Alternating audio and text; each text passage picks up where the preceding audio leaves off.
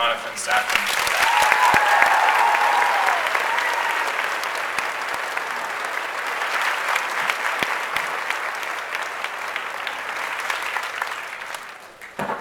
Hello. So our time together is very, very brief. We only have about 25 minutes or so. So I want to make good use of it because I'm very excited to be here.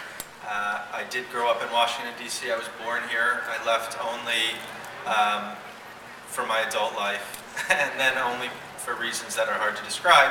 But I'm always happy to come back. I was anticipating a very hot and humid day. I was really disappointed by what I got, which is only a hot day. This is not a humid day. I remember humidity, and this is not it.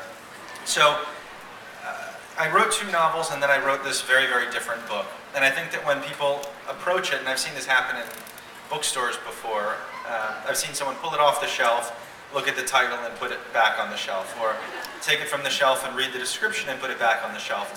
And you know, it's a shame.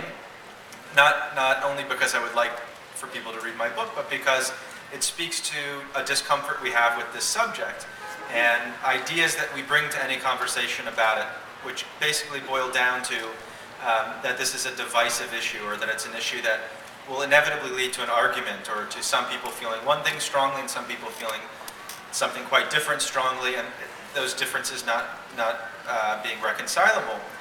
And what I found when I did the research for this book and when I wrote it, and in the year since it was published, and I've traveled across the country, not only to major cities on the East Coast and on the West Coast, but to areas all over the country, to farming communities, to inner city public schools, to quite a diverse group of readers, I found that nobody disagrees.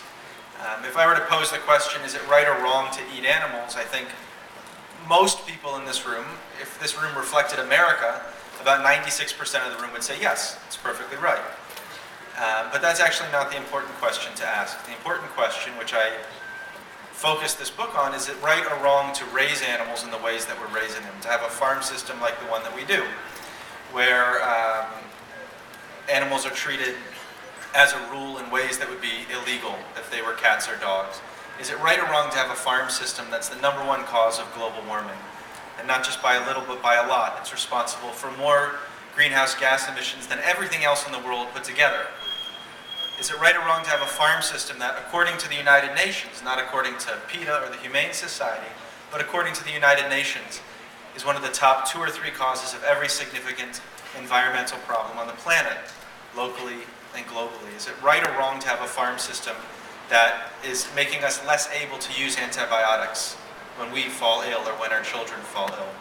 And the list goes on. And I've found that when I ask that question, the relevant question, people are in agreement. It's very hard to find an American who is indifferent to the treatment of animals. 96% of Americans think that there should be laws protecting animals from cruelty. If you can think of anything else that 96% of Americans agree on, I would love to hear it. And whether or not you believe in global warming, whether or not you think our environment is in any peril, you certainly believe that the quality of the air that we breathe matters and the quality of the water that we drink matters.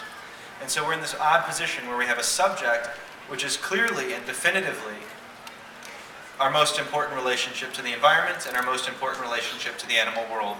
And yet we haven't found a good way to talk about it that reflects these very American values, these very human concerns.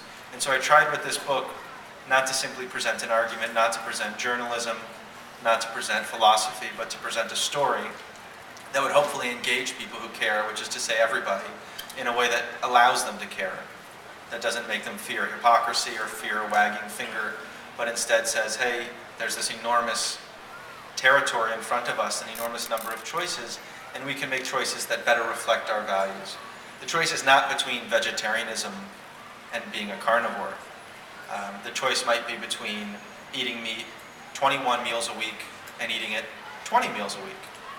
If all Americans reduced their meat consumption by 1 meal a week, it would be environmentally the equivalent of taking 5 million cars off the road.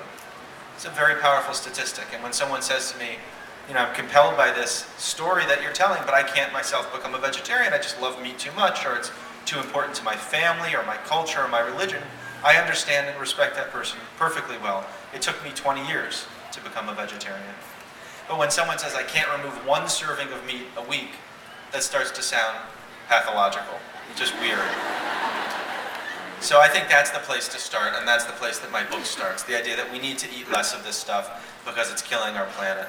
It's doing horrific things to animals, and it's also injuring our own bodies in ways that we know about and in many ways that we don't yet know about.